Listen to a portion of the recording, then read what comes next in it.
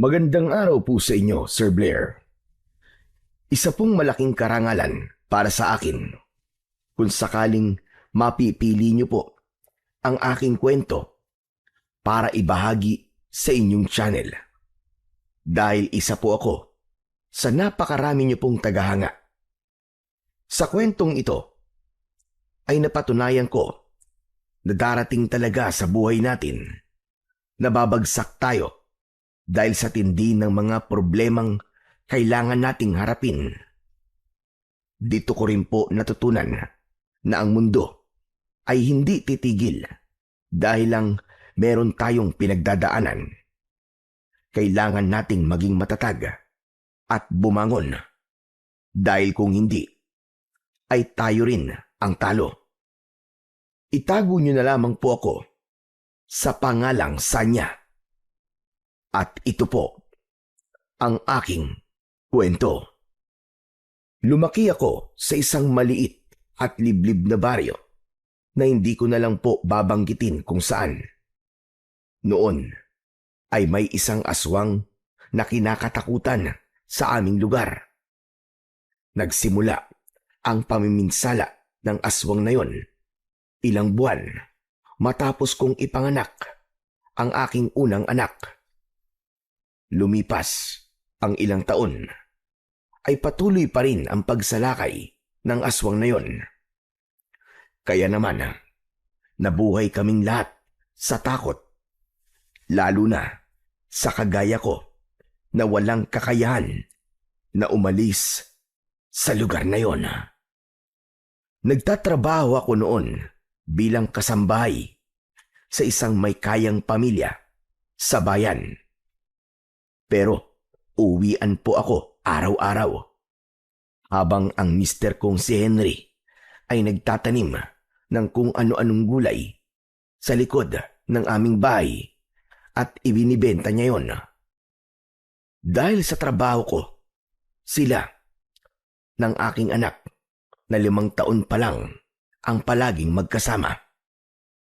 Plano na sana namin noon ni Henry na umalis sa aming baryo dahil nga sa pagsalakay ng aswang. Gusto na naming makipagsapalaran sa Maynila. Ayaw kasi naming lumaki ang anak namin sa isang lugar na hindi siya ligtas. Ngunit sa kasamang palad, bago pa mangyari ang plano naming pag-alis, ay isang trahedya ang nangyari na talagang nagpabago sa aking buhay. Sa araw na yon ay hindi ako nakauwi sa bahay namin. Nakiusap kasi ang amo ko na manatili ako sa bahay nila sa gabing yon dahil may pupuntahan siya. Wala kasing magbabantay sa mga anak niya. Kaya naman, pumayag na lang ako. Kinabukasan na ako nakauwi sa bahay namin. Pero malayo pa ako sa bahay ay napansin ko na maraming tao sa labas. Kinabahan na kagad ako. Sinalubong ako ng kaibigan kong si Betty na isang bakla na may-ari ng nag-iisang salon sa aming baryo. Betty, ano nangyayari? Bakit ang daming tao sa labas ng bahay namin? Sanya, huwag ka sanang mabibigla, ha? Ang ibig ko sabihin nakakabigla ang sasabihin ko pero lakasan mo ang loob mo, Sanya, ha? Be strong. May nangyari kasi kagabi. Ano ba, Betty? Ang dami mong pampaligoy-ligoy Sabihin mo na lang kasi kung ano nangyayari. Lalo mo lang akong pinapakabe. Eto naman, high blood kagad. Ganito kasi yan, Sanya. Kagabi, umatake na naman yung aswang at pinasok niya ang bahay niyo. Si Henry, ang anak namin, nasan sila? Kumusta sila? Yun na nga, Sanya. Diyos ko, wala na sila. Hindi sila nakaligtas dun sa aswang. Sorry, Sanya, pero patay na silang dalawa. Sorry, friend. Tinabig ko si Betty at muntik na siyang matumba. Tumakbo ako papunta sa bahay namin. Ayaw lumabas ng luha ko dahil ayokong paniwalaan ang sinabi ni Betty. Hinawi ko ang mga tao, pero bago pa ako makapasok sa bahay ay pinigilan na ako ng mga pulis. Bitiwan niyo ako! Bitiwan niyo ako! Ano ba? Asawa at anak ko ang nakatira dyan! Tumigil ang mundo ko nang ilabas mula sa loob ng bahay namin ang 2 katawan na nakalagay sa stretcher. Nagwala ako ng gusto at nang nabitiwan ako ng mga pulis ay nilapitan ko ang 2 stretcher at hinila ko ang puting kumot na nakatakip sa mga bangkay. Malakas akong pumalahaw ng iyak nang makumpirma ko na ang mag-ama ko nga ang mga bangkay. Halos hindi ko na sila makilala sa dami ng sugat nila na halatang dahil nga sa kalmot at kagat. Lumapit si Betty sa akin at niyakap ako ng mahigpit. Anak ko! Henry! Bakit niyo ako iniwan? Hindi! Hindi ko kaya to! Hindi ko kaya!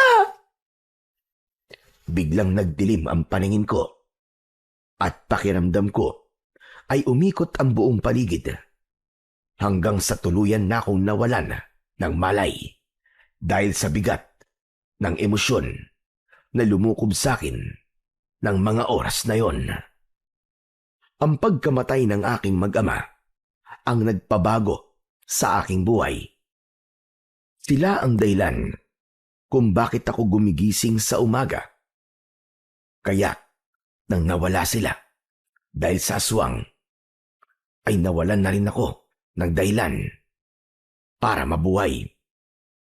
Hindi na ako nagtrabaho at ang naging sandalan ko ng panahon na yon ay ang alak. Gabi-gabi akong umiinom at nagpapakalunod sa alak dahil sa tuwing nalalasing ako at nakakatulog ay nakakalimot ako ng panandalian sa sakit na aking nararamdaman.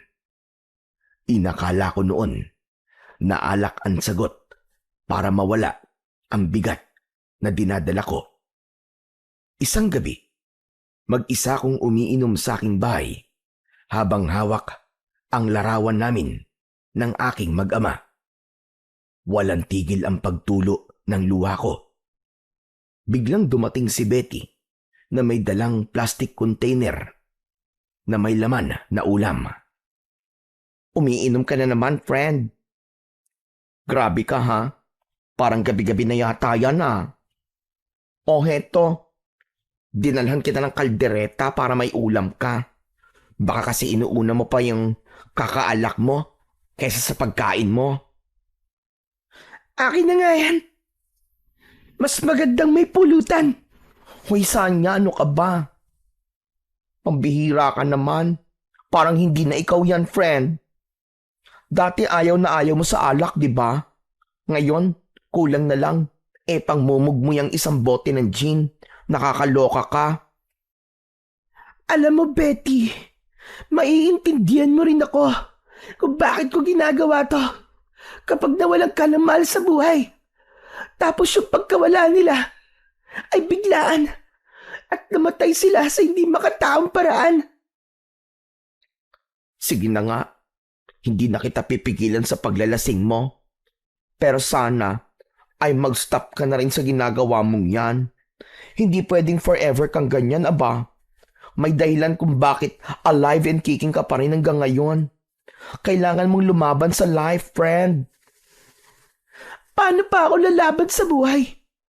Kung wala na yung dahilan para mabuhay ako, sige nga. Sana pala umuwi ako ng gabing yon. Dahil baka ibang nangyari. Kung ganun na ginawa ko, baka hindi inatake ng aswang ang mag-ama ko, Betty. O hindi kaya ay magkakasama kaming namatay. Mas okay sana na ganun na lang ang nangyari. Para magkakasama na kami sa kabilang buhay. Hindi yung ganito na iniwan nila ako mag-isa, Betty. Sobrang sakit, alam mo yon. Hindi ko na alam kung paano pa ako babangon. Friend, alam ko na sobrang sakit talaga ng nararamdaman mo. Pero nandito lang ako, ha? BFF tayo. At kapag kailangan mo ng kausap, available ako 24/7. Hindi ko kailangan ng kausap, Betty. Ang gusto ko, mabuhay ulit ang asawa at anak ko. Nako, himala naman yung gusto mo mangyari, friend eh. Hindi ko kayang ibigay yun sa'yo. Ay, nako. Pahingi nga ako ng alak at parang mas okay na damayan kita sa paglalasing mo. Tumayo si Betty para kumuha ng baso sa kusina. Nang bumalik siya sa tabi ko, ay nagsalin siya ng alak sa baso at tinungga niya yon. Ano ba yan? Ang pangit naman ng lasa nito. Parang may blade sa lalamunan. Paano mo natitiis na inumin to, friend? Hindi ko na naiisip ang lasa ng alak. Ang tanging nasa utak ko kapag iniinom ko yan ay malalasing ako. At kapag nalasing ako, mabilis akong makakatulog. Kapag tulog na ako, makakalimutan ko na ang sakit na nararamdaman ko. Kapag hindi kasi ako uminom ng alak, ay patuloy kong iniisip na mag-isa na lang ako sa buhay at wala na ang asawa at anak ko. Betty, tanong lang, bakit ang mag-ama ko? Bakit ang mag-ama ko pa ang namatay ng gabing yun? Bakit, friend? Gusto mo bang ako na lang sana? Ang ibig kong sabihin, Betty, hindi naman kami masamang tao, di ba? Napakabait ng asawa ko. Yung anak ko naman napakabata pa niya. Ang dami pang pwede mangyari sa buhay niya. Bakit tinayaan ng Panginoong Diyos na mangyari to? Friend, lahat ng nangyayari sa life natin may dahilan. Hindi hahayaan ng Panginoong Diyos na mangyari ang isang bagay nang wala lang. Talaga? Ano namang dahilan ng pagkamatay ng mag-ama ko sa kamay ng isang aswang? Gusto ba niyang maging miserable ang buhay ko? Yung ba ang dahilan niya? Hindi, friend. Sa totoo lang, syempre, no? Hindi ko rin alam ang dahilan ng Diyos kung bakit yan nangyari. Pero magtiwala ka lang sa Kanya, friend. Darating ang panahon na malalaman mo kung bakit kailangan mawala na mag-ama mo. Kahit kailan, ay hindi ko maiintindihan ang dahilan niya, Betty. Hindi ko makikita ang maganda sa pagkuha niya sa buhay ng asawa at anak ko. Akala ko ba ay mapagmahal ang Diyos natin? Bakit niya hinayaan na mangyari ang ganung bagay sa mag-ama ko, Betty? Bakit? Tumungga ako sa bote ng gin at sa kabila ng mapait nung lasa ay inubos ko yun sa isang tunggaan lamang. Wala pa ring tigil ang pag-agos ng aking luha. Kung hindi nga lang malaking kasalanan ang magpatiwakal, ay ginawa ko na yun. Pero ganun pa man, kahit konti, ay gusto ko pa ring mabuhay. Alam ko kasi na kung kukunin ko ang sarili kong buhay, ay hindi yun magugustuhan ng asawa at anak ko. Sa mga lumipas na araw, ay mas lalo kong nalulung sa pag-inom ng alak. Tuluyan nang nawalan ng direksyon ang buhay ko. Wala na akong ginawa kundi ang uminom at matulog. Kahit anong sabihin at ipayo sa akin ni Betty, ay hindi yun tinatanggap ng utak ko. Mas malakas ang boses sa loob ng utak ko na nagsasabi na tanging alak lamang ang sagot para kahit papano ay mabawasan ang sakit na aking pinagdadaanan. Wala nang nagawa pa si Betty para pigilan ako sa pag-inom. Tila natakot na rin kasi siya sa akin nang isang beses na sinabihan niya ako na tumigil na ako sa pag-inom ng alak. Tapos sinigawan ko siya at pinagmumura. Ngunit hindi pa pala sa pagkamatay ng aking mag-ama matatapos ang dagok sa buhay ko. Dahil isang gabi ay aksidente kong nasunog ang bahay ko. Habang nag-iinom kasi ako, ay natabig ko ang gasera at yun ang pinagmulan ng sunog. Dahil lasing ako, ay hindi na ako nakapag-isip ng maayos. Ang tanging nagawa ko na lang ay ang lumabas at umiyak habang pinapanood ang pagtupok ng apoy sa bahay kung saan naroon ang lahat ng alaala ng aking asawa at anak. Mabuti na lang at kaibigan ko si Betty. Hindi ko na kinailangan na magsabi sa kanya dahil siya mismo ang nagsabi na sa bahay niya muna ako tumuloy. Oh friend, pasensya ka na muna rito sa house ko ha. Hindi to malaki. Nakakahiya. Saka, carry lang ba na magkasama tayo sa iisang kwarto? Ayos lang, Betty. Ako nga dapat mahiya sa iyo eh. Kasi napakalaking abala nitong ginawa ko sa iyo. Ano ka ba, friend? Okay lang. Kaya nga, that's what friends are for. Ay, hindi pala. Paano nga ba yun? That's what friends are too. Ay, di ba? Kasi dalawa lang tayo magkaibigan, kaya hindi for. Pero friend, baka magalit ka na naman ha? Payo ko lang. Tigilan mo na muna ang pag-inom-inom mo, please. Hindi na nakakabuti sa'yo, friend eh. Tignan mo ang nangyari. Munti ka pang matusta sa loob ng bahay mo. Betty, sagutin mo nga ako.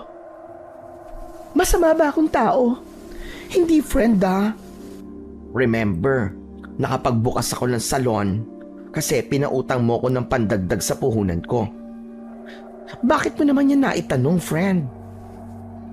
Akala ko ba masasamang tao lang ang pinaparusahan ng Diyos?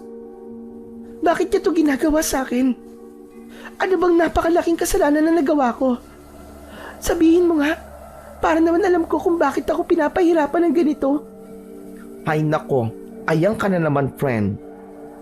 Alam mo, hindi ko na alam kung anong sasabihin ko sa nangyayari sa life mo. Pero remember, na nandito ko always for you, okay?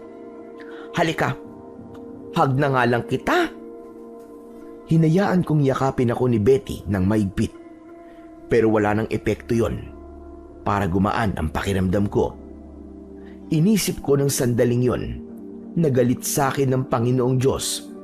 Kaya sunod-sunod ang mga hindi magagandang nangyayari sa buhay ko. Pakiramdam ko ay napaka makasalanan kong tao para maranasan ko ang ganong pagpapahirap. Pinagtrabaho ko ni Betty sa kanyang salon. Ako ang nagwawalis sa tuwing may natatapos siyang gupitan. Sinasahuran niya ako pero sa alak lang napupunta ang kinikita ko. Hindi pwedeng matatapos ang 1 linggo na hindi ako iinom at magpapakalasing. Naging pabigat ako sa kaibigan ko. Alam ko na hirap na si Betty sa akin. Pero ng mga panahong yun ay hindi ko yun napapansin. Hanggang isang araw ay lumapit ako kay Betty para kunin ang aking sahod. Pero hindi ko nagustuhan ang naging pag-uusap naming dalawa. Friend, sorry ha. Pero naisip ko kasi na ako na nga hawak ng sahod mo. Alam ko kasi na sa alak mo lang to gagastusin eh. Bilang friend mo ako, gusto ko na tumigil ka na sa pag-inom ng alak. Hane pa. Nagbibiro ka lang, di ba? Sabihin mo nagbibiro ka lang. Hindi, friend. Seryoso ako. Nakita mo ba akong tumatawa para masabi mo nagbibiro, Akes? Saka, gusto ko rin sanang ipunin ang sahod mo para makabili tayo ng materyales sa pagpapatayo ulit ng bahay mo. Yung kahit maliit lang muna. Tapos habang patagal ng patagal, ay papabonggahin natin hanggang sa maging mansyon na, o diba? Ayaw mo ba nun? Yan ang gusto mo. Pero tinanong mo ba ang gusto ko? Baka nakakalimutan mo. Pero Kuya Betty, pinagtrabahuan ko yan sa'yo. Kaya karapatan kong gastusin yan sa paraang gusto ko. Pero, hindi kasi maganda na palagi ka nag-iinom, friend. Baka magkasakit ka na yan. Sige ka, baka bukas mamaya bumigay na yung atay mo. Hindi mo ako naiintindihan eh. Kailangan kong uminom ng alak dahil yun lang ang paraan ko para makatakas sa kalungkutang pinagdadaanan ko. Ilang beses ko ba sasabihin sa iyon? Hindi mo kailangan tumakas, friend. Kailangan mong harapin yan hanggang sa malagpasan mo na ang pinagdadaanan mo. Concerned lang ako sa iyo, friend. Huwag mo namang masamain ang pagmamalasakit ko sa iyo. Saka ayaw mo bang magkaroon ulit ng sariling bahay? Sayang kasi yung lupa mo kung di mo ulit tatayuan ng bahay. Bakit kasi di mo na lang ako diretsahin? Teka, ano ba sinasabi mo, friend? Diretsahin mo na ako. Ayaw mo na ako nakatira sa bahay mo. Kaya gusto mo na magpatayo na ako ng sarili kong bahay. Sanya, ano ka ba? Hindi totoo yan. Huwag ka mag-alala. Dahil aalis na ako ngayon dito sa bahay mo. Sa bagay, pabigat lang naman ako sa inyo eh. Sanya, tumahimik ka ha? Hindi ganyan ang intensyon ko ha? Maraming salamat na lang, Betty. Sa lahat ng naitulong mo. Matapos yun, ay isinilid ko sa isang bag ang kakaunting damit na meron ako. Pinigilan ako ni Betty, pero sinigawan ko siya at tila natakot siya sa akin. Doon niya na ako hinayaan sa ginagawa ko. Pagkatapos kong mag-impake, ay mabigat ang mga akbang na naglakad ako palabas ng bahay ni Betty. Hinabol pa rin ako ni Betty at sinubukan pa rin niya akong pigilan. Sanya, ano ba? Sanya! Pwede bang pumalma ka muna? Hindi kita pinapalayas, aba. Bakit ko namang gagawin yun sa'yo? Ako pa nga nag-offer sa'yo, di ba, na dito ka tumira sa bahay. Huwag kang mag-alala, kasi naiintindihan kita. Hindi ako galit sa'yo, Betty. Mas mabuti nga siguro na umalis na ako rito para matuto akong tumayo sa sarili kong mga paa. Ano ka ba naman, friend? Huwag ka nang umalis. Saka wala kang pupuntahan. Baka mamaya niyan kung ano pang mangyari sa'yo. Kung ano man ang mangyari sa akin, labas ka na ron. Maraming salamat ulit, Betty, sa mga naitulong mo sa akin. Aalis na ako. Nilagpasan ko si Betty at nagpatuloy ako sa paglalakad, palayo sa bahay niya. Kahit narinig ko ang malakas na pagtawag sa akin ng kaibigan kong si Betty, ay hindi ko siya pinansin. Nagkunwari akong walang naririnig at patuloy lang ako sa paglalakad. Dahil wala akong mapupuntahan at ayoko nang makitira sa ibang bahay, ay pinili kong magtungo na lamang sa gubat na nasa tabi ng aming baryo. Agad akong naganap ng mga bagay na pwede kong gamitin para makapagtayo ako ng masisilungan ko. Kumuha ako ng mga kahoy at malalapad na dahon gaya ng anaw. Pakiramdam ko ay nagbabahay-bahayan ako nang inumpisahan ko na gumawa ng masisilungan. Hindi nagtagal ay nakontento na ako sa aking nagawa. Umupo ako sa nakalatag na dahon ng saging at inilabas ko ang aking wallet. Meron na lang doong kakaunting barya. Paano pa ako makakabili nito ng alak? Kulang na tong pera ko. Sa kabila ng konting pera na meron ako, ay nagtungo pa rin ako sa isang tindahan. Nakiusap ako sa tindera na baka pwede niya akong pautangin kahit isang bote lang ng gin, pero hindi siya pumayag. Wala na akong nagawa kundi ang ibili na lamang ng tinapay ang baryang meron ako at saka ako bumalik sa gubat. Napakabagal ng pagtakbo ng oras. Maghapon akong nakaupo sa aking silungan habang paunti-unting kinakain ang tinapay. Pagsapit ng gabi ay biglang umulan ng malakas. Nataranta ko dahil hindi ko alam kung saan ako pupunta. Sa lakas ng ulan ay nagiba ang silungan ko. Kinuha ko ang aking bag kahit alam kong maging ang mga nasa loob nun ay basa na rin. Tumakbo ko ng tumakbo upang maghanap ng ibang masisilungan.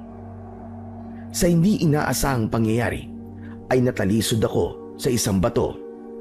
Napasubsob ako sa lupa at napasigaw ako nang tumama ang tuhod ko sa isang matigas na bagay.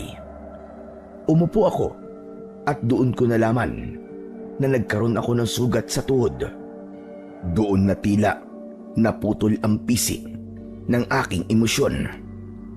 Malakas akong sumigaw sa gitna ng kagubatan. Diyos ko! Ano bang kasalanang nagawa ko para ibigay mo sa akin ang lahat ng kamalasan sa mundo?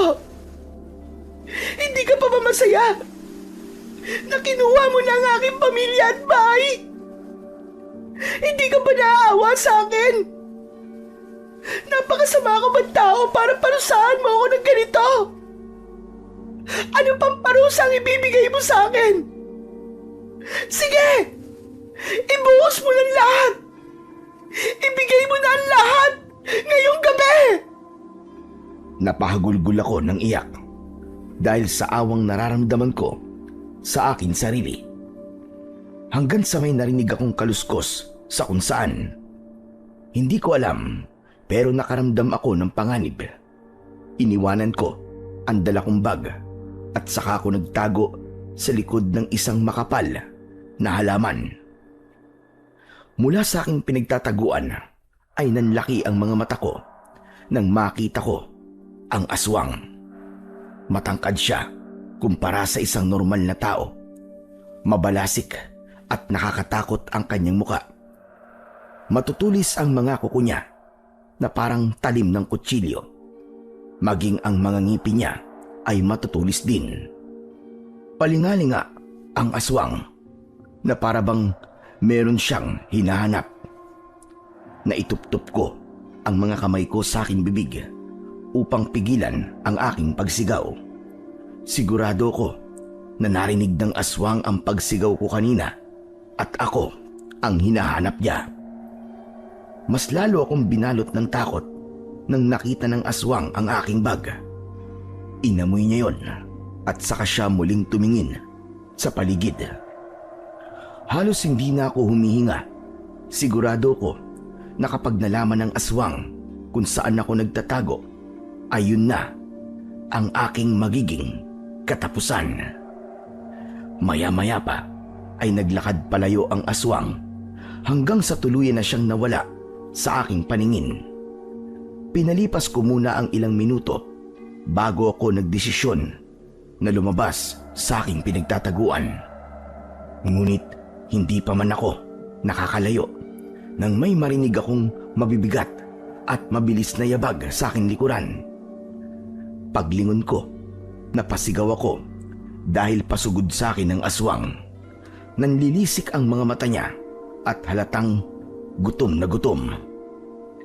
Mabilis akong tumakbo para tumakas, pero hindi pa man ako nakakalayo nang muli akong nadapa. Pagharap ko ay papalapit na ang aswang sa akin. Doon ko na tuluyang tinanggap na yun na ang aking katapusan. Sige, patayin mo na rin ako. Kaya ng pagpatay mo sa asawa at anak ko. Mas mabuti pa nga yatang patayin mo na ako ngayon. Para makasama ko na sila. Malakas na umalulong ang aswang. Pero nang akmang susunggaban na niya ako, ay isang lalaki ang biglang dumating. Napakabilis ng galaw niya at nagawa niyang tagain sa braso ang aswang gamit ang kanyang matalas na itak. Ako ang harapin mo! Tayo magtuos! Tila natakot ang aswang sa lalaki at mabilis yun tumakbo papalayo. Hindi ako makapaniwala na buhay pa rin ako. Nang lumapit ang lalaki sa akin, ay inilahad niya ang isa niyang kamay. Sa tansya ko, ay nasa edad 6 na po na ang lalaki. Makapal ang balbas niya at manipis na ang kanyang buhok. Naningkit ang mga mata ko dahil pamilyar sa akin ang muka ng lalaki. Hanggang sa namukaan ko na siya. Mang David, kayo po ba yan? Ako nga ito. Hindi ba't ikaw si Sanya? Ang asawa ni Henry? Opo, ako nga po. Ano pong ginagawa niyo rito? Hindi po ba nasa Maynila na kayo? Mamaya na natin pag-usapan yan. Tumayo ka na muna. Doon ko lang tinanggap ang kamay ni Mang David. Maingat niya akong hinila hanggang sa makatayo ako. Kinuha ni Mang David ang aking bag at isinukbit niya yon sa kanyang likod. Nang nagsimula na siyang maglakad, ay agad akong sumunod sa kanya. Mabuti na lang at habang naglalakad ako rito sa gubat, ay narinig ko ang pagsigaw mo. Kung nahuli pala ako ng dating, malamang patay ka na ngayon. Salamat po, Mang David. Akala ko po talaga ay susunod na po ako kanina sa mag-ama ko. Anong sinabi mo? Paanong susunod ka sa iyong mag-ama? Oo nga po pala. Matagal kayong nawala rito, kaya marami kayong hindi alam.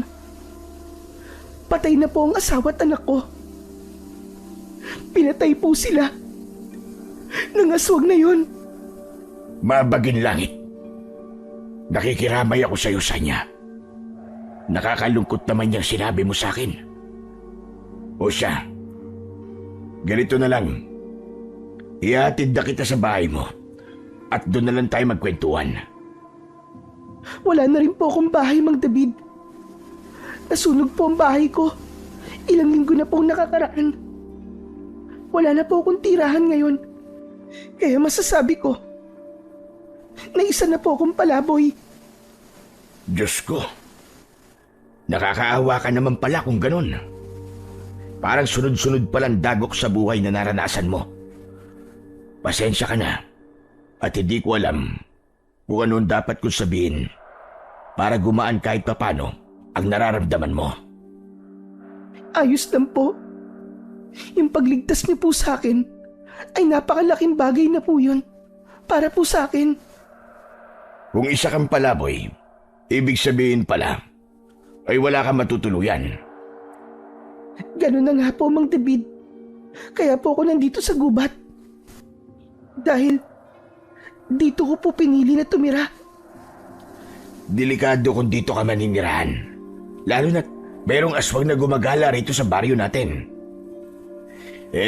Kung ayos lang sa'yo, bukas ang aking bahay para doon ka muna manirahan. Talaga po? Sigurado po ba kayo, Mang David? Oo naman. Hindi na rin kayo iba sa akin ni Henry. Saka magkababaryo tayo. Kaya natural lamang na tulungan kita. Salamat po talaga. Sa totoo lang po kasi, ay natatakot din ako maging palaboy.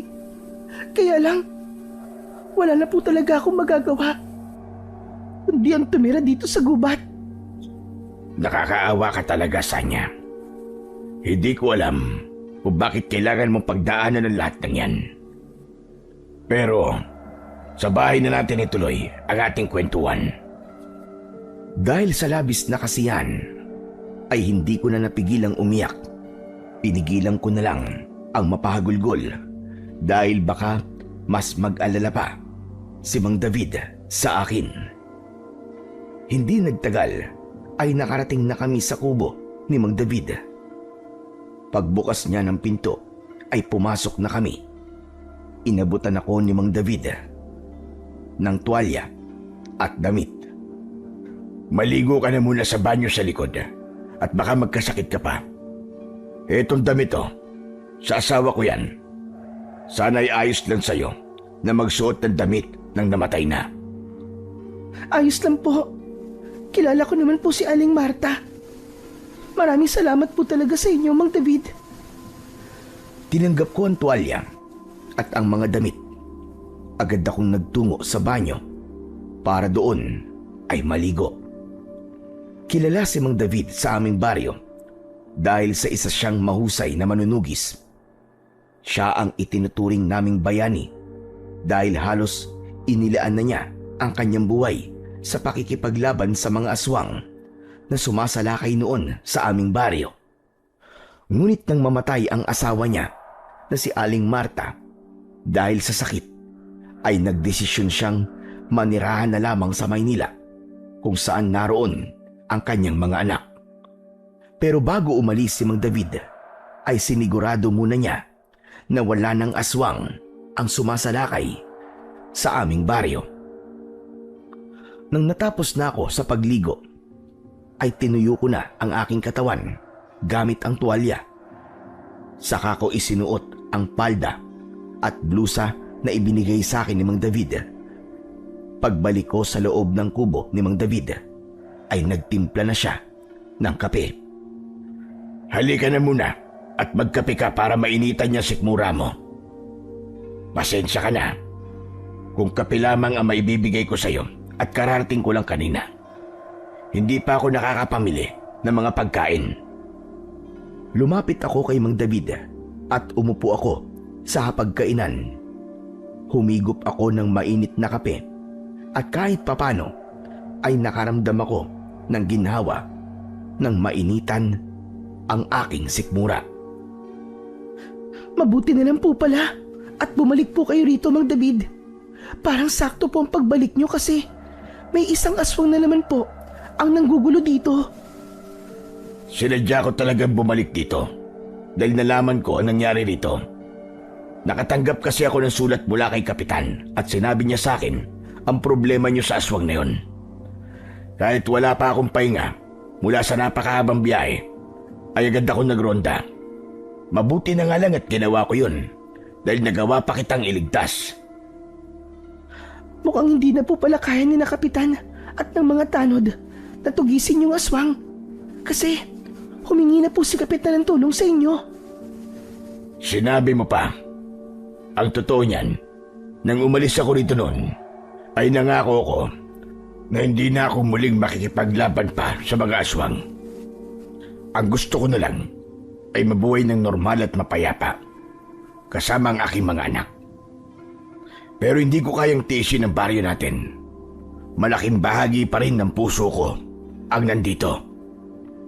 Mabuti po at pumayag po ang mga anak nyo na bumalik po kayo rito at makipaglaban sa mga aswang. Pinigilan nila ako. Ayaw na nila ako makipaglaban pa sa mga aswang dahil matanda na raw ako. Pero naging mapilit ako at sinabi ko sa kanila na kung hindi nila ako papayagan sa gusto ko, ay gagawa ko ng paraan para makabalik dito kahit paan tumakas ako. Ayun, wala na silang nagawa kundi ang payagan ako na bumalik dito. Pero naiintindihan ko naman sila. Alam ko nag-aalala lang sila sa akin, lalo na't hindi na ako kasing lakas kagaya nung araw.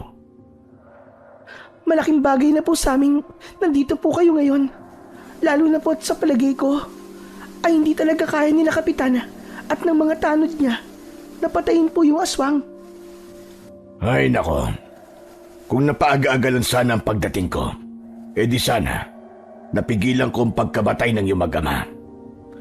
Pakiramdam ko tuloy ay kasalanan ko ang pagkawala nila. Wala po kayong kasalanan sa nangyari, Mang David. Kung meron man pong dapat sisihin, ay walang iba, kundi yung aswang na pumatay sa kanila. Hindi ko lang talaga kayang iwasan. Nasisihin ang sarili ko. Nasanay kasi ako na palagi ko kayong pinoprotektan.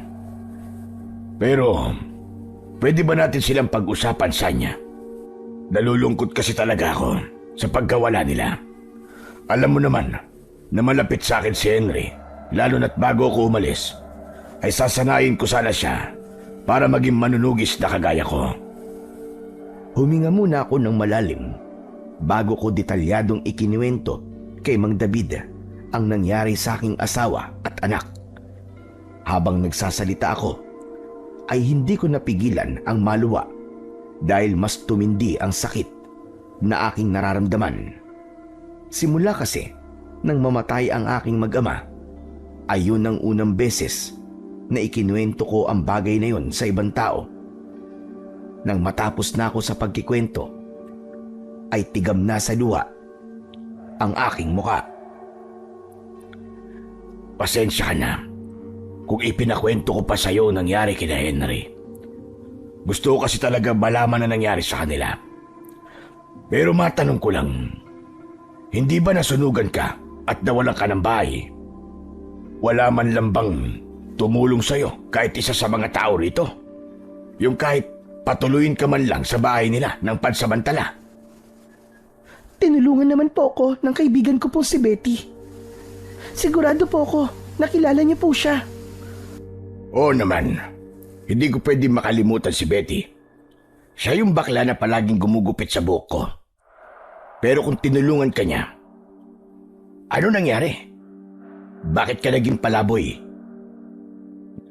Mas pinili ko po kasi na umalis na lamang sa bahay ni Betty. Pero ako naman po may kasalanan eh. Kasi minasama ko po ang pagmamalasakit ni Betty sa akin. Masyado po akong nagpadala sa emosyon ko. At sa kabila ng mga naitulong niya sa akin, ay pinag-isipan ko pa po siya ng masama. Hindi kita masisisi kung bakit mo yun nagawa. Kapag nawalan ka ng mahal sa buhay, ay mag-iiba ang pagtingin mo sa mundo. Minsan na rin ako napuno noon ng galit nang mamatay ang asawa ko. Siguro naman ay napansin mo noon na parang nagalit ako sa lahat. Pero ito lang ang maipapayo ko sa iyo, Sanya. Damhin mo lang ang lahat ng emosyon na nararamdaman mo sa ngayon. Galit man yan o lungkot. Basta damhin mo lang. Ilabas mo sa paraan na hindi ka nakakapanakit ng iyong kapwa. Hanggat kinikimkim mo kasi yan, ay mas lalo kang matatagalan bago ka makausad. Isa pa, Sanya, huwag mo rin kakalimutan na palaging magdasal sa ating Panginoon. Magtiwala ka lang sa kung ano ang plano niya sa buhay mo. Matagal na po akong tumigil sa pagdadasal sa Diyos. Pakiramdam ko po kasi ay pinaparusahan niya ako. Iniisip ko na lang po na meron po akong nagawang napakalaking kasalanan para maranasan ko ang ganitong sunod-sunod na kamalasan. Yan ang hindi dapat mawala sa iyo, Sanya. Ang iyong pananampalataya. Pero hindi kita pipilitin na muling maniwala sa ating Panginoong Diyos. Ang gusto ko ay kusa mong maramdamang muli ang kanyang pagmamahal. O siya, masyado ng malalim ang gabi. Mas makabubuti kung matulog na tayo. Kung inaantok ka na, ay doon ka na lang matulog sa kwarto ko. Naku, kahit dyan na lang po ako sa sala. Nakakahiya po kung kayo pa po ang matutulog sa sala. Kayo po ang nakatira talaga rito. Ayos lang ako. Pero tama ka. Ako nga nakatira sa bahay na ito. Pero bisita kita. At hindi ako nagpapatulog ng bisita sa sala. Kaya ikaw na ang gumamit ng kwarto habang nandito ka. Hindi ko na tinutulan ang sinabi ni Mang David. Nakahinga na ako ng maluwag dahil alam ko na meron na akong bahay na masisilungan at hindi ko na kailangang magtiis na tumira sa gubat. Kinabukasan ay mabilis na kumalat sa baryo namin ang pagbabalik ni Mang David. Hindi na ako nagulat nang matuwaan lahat sa napakagandang balita na yon. Alam ko na alam na ng mga tao kung bakit nagbalik si Mang David, at yun ay para ang labanan at tuluyan ng patayin ang aswang na ilang taon nang nagdudulot ng takot sa aming lahat. Para hindi ako maging pabigat kay Mang David, ay naglinis ako ng bahay niya. Sinimulan kong linisin ang loob ng bahay ni Mang David dahil napansin kong puno na roon ng alikabok. Matagal kasing walang nakatira doon. Nang matapos na ako, ay saka naman ako nagwalis sa labas. At habang nagwawalis ako, ay dumating naman si Betty. Lumapit siya sa akin at kapansin-pansin ang lungkot sa mga mata niya. Totoo nga palang nakarating na balita sa akin. Dito ka na nakatira kay Mang David, friend. Iniligtas niya kasi ako kagabi. Nang malaman niya na wala akong matitirahan, ay sinabi niya na dito muna ako sa bahay niya. Iniligtas? Aba, saan kanya iniligtas? Sa aswang. Inatake ako ng aswang sa gubat kagabi. Mabuti na lang talaga at dumating si Mang David dahil kung hindi, malamang patay na rin ako ngayon. Yan na nga ba kasi ang sinasabi ko eh. Mabuti na lang talaga at nandito si Mang David. Ikaw naman kasi hindi naman kita pinapalaya sa house ko, friend. Hindi true lalo na kaya ako gusto makapagtayo ka ulit ng bahay mo ay dahil sa ayoko nang kasama ka. Siyempre, as a friend, gusto ko na makapagsimula ka ulit, di ba? Hindi mo kailangan magpaliwanag sa akin, Betty. Naiintindihan naman kita. Kaya lang, ng oras na yon ay talagang magulo pa ang utak ko. Kaya pasensya ka na kung nasigawan kita at minasama ko pa ang pagmamagandang loob mo sa akin. Di ko ganon, friend. Peace na tayo, ha? Ayoko pa namang nag-aaway tayong dalawa. Pero baka gusto mong bumalik na ulit sa house ko. Mag-work ka na ulit dun sa salon. Sige na. Pwede naman akong bumalik dun sa salon para magtrabaho. Pero sa ngayon, ay mas gusto ko na dito muna manirahan sa bahay ni Mang David habang hindi pa niya napapatay yung aswang. Sa nangyari kasi sa akin kagabi, ay nagkaroon ako ng matinding takot dun sa aswang na yon. Pakiramdam ko, tuwing gabi, ay bigla siyang babalik para patayin ako. Dito kasi sa bahay ni Mang David, pakiramdam ko, mas ligtas ako. Ganun ba? Okay, sige, naiintindihan naman kita. Pero kung magbabago ang isip mo, friend, bukas pa rin ang pinto ng balor ko for you. Kung kailangan mo ng help, magsabi ka lang sa akin, ha? Saka sana, tigilan mo na ang pag-inom-inom mo ng alak, friend. Hindi talaga yan nakakatulong sa'yo.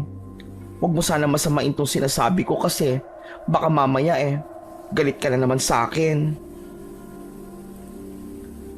Tanging ngiti ang naisagot ko sa huling sinabi ni Betty. Ayoko kasing mangako sa kanya na hindi na ako iinom ng alak at maglalasing. Hindi pa kasi ako sigurado kung kaya ko na bang tigilan ang pag-inom ng alak.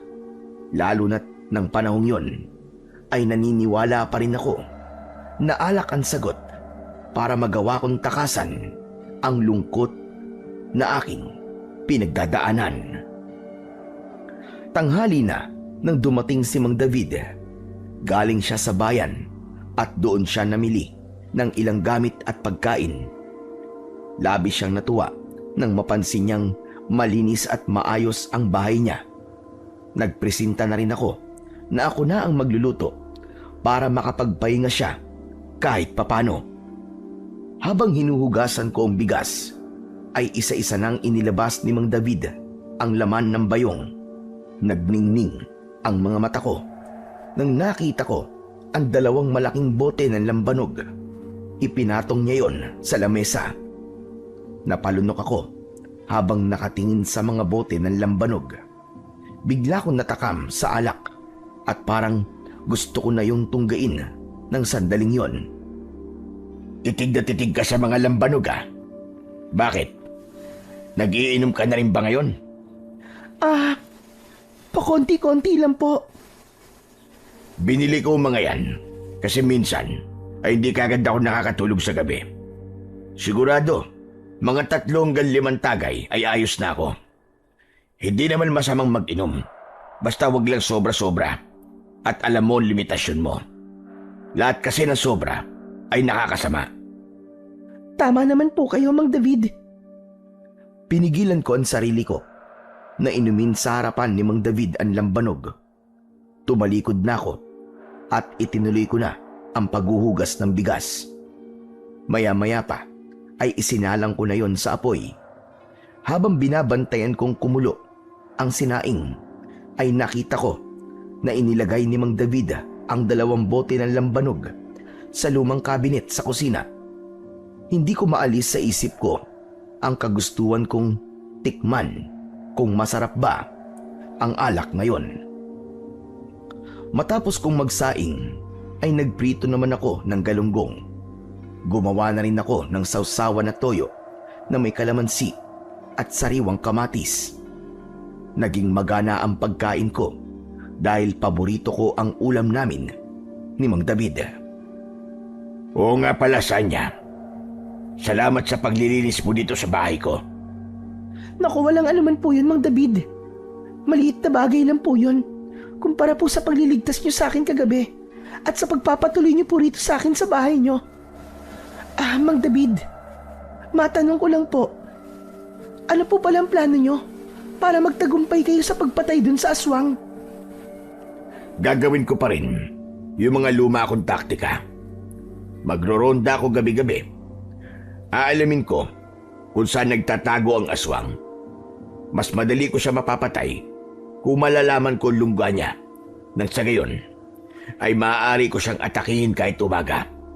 Alam mo naman na mahina ang aswang kapag merong pang-araw. Siyempre, kailangan ko pa rin ng tulong ng aking agimat. Hindi ito pwedeng mawala dahil ito ang nagbibigay sa akin ng proteksyon at lakas. Naniniwala po ako na magtatagumpay po kayo.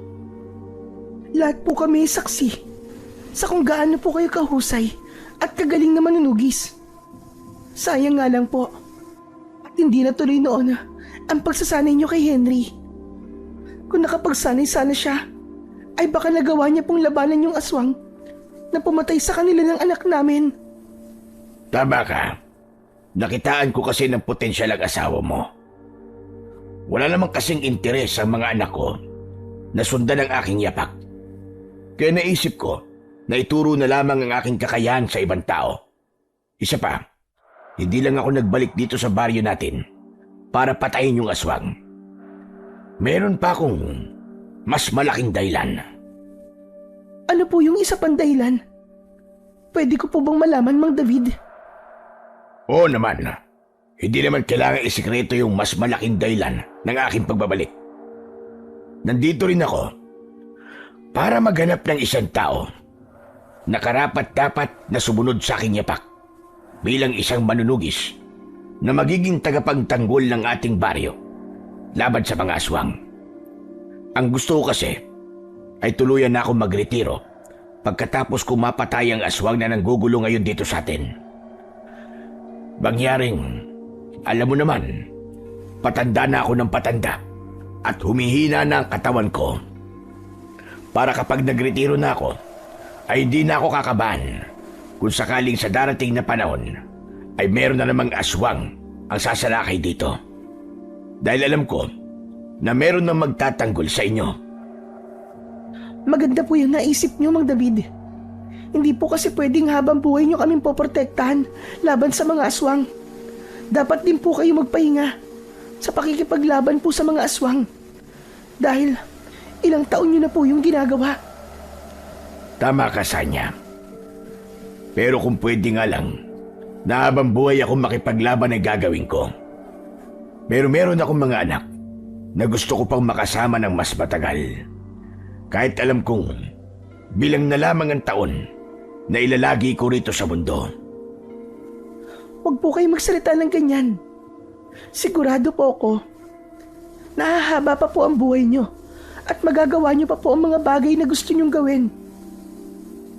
Pero Mang David, may nakita na po ba kayong pwedeng sumunod sa yapak po ninyo? Sa ngayon ay wala pa. Pero tignan natin sa mga susunod na araw. Sigurado ko na makikilala ko na rin siya. Sana nga po ay makilala niyo na po ang taong karapat-dapat na magiging kagaya niyo. Sigurado po ko na kung kayo po magsasanay sa kanya, ay hindi malabong maging kasing husay niyo rin po siya. Natuwa ko sa mga nalaman ko kay Mang David. Naniniwala ako na dapat lang talaga na magpahinga na si Mang David sa pakikipaglaban sa mga aswang, lalo na't matanda na siya. Sa edad niyang yon ay dapat wala na siyang iniisip na mabibigat na bagay. Kaya naman, umasa ako na mahahanap na ni Mang David sa lalong madaling panahon ang taong susunod sa yapak niya. At balang araw ay magiging tagapagtanggol ng aming baryo. Nang sumunod na araw ay nagpaalam sa akin si Mang David na aalis siya dahil kailangan niyang makipag-usap sa aming kapitan. Pag-uusapan kasi nila ang magiging plano nila sa pagtugis sa aswang. Pagkaalis ni Mang David ay nag-asikaso na ako para sa pagpasok ko sa salon ni Betty. Naisip ko kasi na kailangan ko talagang magtrabaho para kahit papano ay malibang ako at makalimutan ko ang aking mga pinagdadaanan. Nangako rin ako sa sarili ko na titigilan ko na ang pag-inom ng alak. Binilisan ko ang pagligo dahil 8:00 na ng umaga at ganung oras kung magbukas si Betty ng kanyang salon. Matapos kong maligo ay nagbihis na ako. Paglabas ko ng kwarto ay napahinto ako nang nakita ko ang lumang cabinet sa kusina. Naalala ko na doon itinago ni Mang David yung 2 bote ng lambanog. Ipinilig ko ang ulo ko at tinampal-tampal ko ang aking pisngi. Hindi. Hindi pwede. Hindi ka naiinom ng alak, Sanya. Nangako ka na, hindi ba? Na hindi ka natitikim ng alak. Makailang beses akong huminga ng malalim. Pinaglabanan ko ang kagustuhan kong tumikim ng alak. Kinumbinsi ko ang sarili ko na hindi ko na kailangan maglasing dahil wala yung magandang epekto sa akin. Pero sa huli ay hindi ako nagtagumpay. Napigilan ang kagustuhan kong uminom ulit ng alak. Nagmamadali akong kumuha ng isang baso. Kinuha ko mula sa lumang kabinet ang isang bote ng lambanog. Marahan kong sinalinan ng lambanog ang baso na nakapatong sa lamesa. Pangako, konti lang ang iinumin ko. Konti lang talaga. Tinansya ko ng maigi ang alak na isinasalin ko sa baso, pero tila nawalan na ako ng kontrol dahil lumagpas na sa kalahati ng baso ang naisasalin kong alak hanggang sa tuluyan ko nang napuno ng lambanog ang baso. Nanginginig ang kamay ko nang hawakan ko ang baso at dire-diretso ko yung ininom. Hindi ako tumigil hanggang sa naubos ko na ang laman ng baso. Naramdaman ko ang pagguhit ng alak sa aking lalamunan at naramdaman ko rin ang mainit na sensasyon sa aking tiyan. Habol ko ang aking paghinga nang ilapag ko sa lamesa ang baso. Pakiramdam ko ay isang napakalaking kasalanan ang nagawa ko dahil hindi ko nagawang tuparin ang aking pangako. Ganun pa man, may tuwa akong naramdaman dahil muli akong nakatikim ng alak.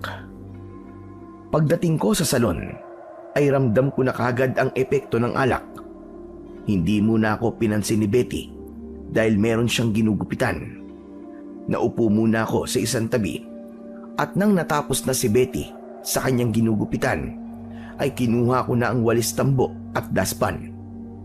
Habang nagwawalis ako, ay hindi ko napigilan ang pagsuray ng aking katawan hanggang sa lumapit na sa akin si Betty. Kinalabit niya ako sa braso at nang tumingin ako sa kanya ay hinawakan niya ako sa muka. Iniiwas ko ang muka ko sa kanya dahil alam ko na aamuyin niya ang hininga ko. Sabi ko na nga ba, friend, at lasing ka eh. Ano ba yan? Amoy chiko ka na naman. Hindi ako lasing, Betty. Nakainom lang. Anong hindi lasing? Para kang kawayan na nakikipaglaban sa malakas na hangin, ano? Grabe ka. At saan ka naman nakahanap ng alak ng ganito kaaga? Sa bahay ni Mang David. May binili kasi siyang lambanog noong nakarang araw. Tinikman ko lang naman. Ay, friend. Sigurado ako na hindi tikim lang ang ginawa mo. Sa itsura mo ngayon, mukhang nilaklak mo yung isang bote ng lambanog. Ano ka ba naman? Akala ko ba, titigil ka na sa pag-inom.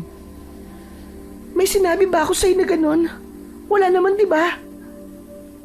Wala ka bang sinabing ganon? Sorry naman. Pero kahit na, may sinabi ka man o wala, dapat ka nang mag-stop sa paglalasing mo. Nung una, naintindihan pa kita. Pero ngayon, hindi na. Pabayaan mo na lang kasi ako, Betty. Alam mo naman na alak lang ang nagpapasaya sa akin eh. Ay nako, yan na nga ba ang sinasabi sa hula ng matatanda? Naging adik ka na sa alak. Baka mahirapan ka nang itigil yan, friend. Pwede ba, Betty? Mamaya mo na lang ako sermonan. Hindi ako matapos sa pagwawalis ko eh. Baka mamaya may dumating ng customer, tapos marami pa dito sa salon. Iniwas ko ang tingin ko kay Betty at itinuloy ko na ang pagwawalis para hindi niya na ako mapagsabihan sa pag-inom-inom ko. Hindi ko na iwasang isipin kung tama ba na nagpadala ko sa tukso, gayong nangako ko sa sarili ko na hindi na ako titikim ng alak kahit kailan. At dahil sa nangyari kanina, napagtanto ko na mahihirapan ako ng gusto sa pagtanggal sa pag-inom ng alak sa aking sistema. Nang mga sumunod na araw ay patuloy akong nahirapan na pigilan ang aking sarili na palihim na tumikim sa lambanog ni Mang David. Hindi ko yun sinabi kay Mang David dahil alam ko na magagalit siya sa akin. Nagpasalamat na lang ako na hindi pa niya tinitignan yung mga bote ng lambanog dahil paniguradong malalaman niya na bawas na ang mga yon. Gabi-gabi namang umaalis si Mang David upang magronda sa aming baryo.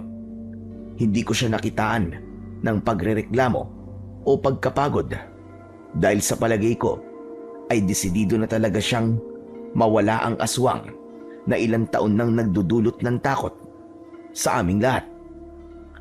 Isang gabi, matapos kong hugasan ang aming pinagkainan, ay naghanda na si Mang David sa kanyang pag-alis. Isinabit niya sa bewang niya ang isang itak na nakalagay sa kaluban. Ikinulong niya sa mga palad niya ang kanyang agimat na nakasabit sa kanyang leg. Pumikit siya at umusal siya ng orasyon na tanging siya lamang ang nakakaalam ng ibig sabihin. Matapos yun, ay lumapit siya sa akin para magpaalam. Aalis na ako, Sanya. Ikaw na muna ang bahala rito sa bahay ko. Sige po, Mang David. Mag-iingat po kayo. Ikaw din mag-iingat ka. Isarado mo mabuti ang pinto at mga bintana pag alis ko. Nang umalis na si Mang David, ay isinarado ko na ang pinto. Pero hindi ko yun ikinandado mula sa loob dahil lalabas pa ako. Nakasanayan ko kasi na maligo bago ako matulog. Kumuha ako ng tuwalya sa kwarto at paglabas ko ron ay napatingin ako sa lumang kabinet. Walang pagdadalawang isip na lumapit ako ron. Kinuha ko mula sa kabinet ang isang bote ng lambanog. Hindi na ako nag-abalang kumuha ng baso at diretso ko nang tinungga ang alak mula sa bote. Habang tumutungga ako, ay nagulat ako nang biglang bumukas ang pinto at pumasok si Mang David. Seryoso ang mukha niya nang lumapit siya sa akin. Maras niyang inagaw sa akin ang boteng hawak ko. Mang David, akala ko po ba'y magroronda kayo? Bakit po kayo bumalik? Tama nga pala talaga ang sinabi sa akin ni Betty. Lulong ka na sa alak ngayon. Isa ka ng lasinggera. Isinumbong po ako ni Betty sa inyo. Oo.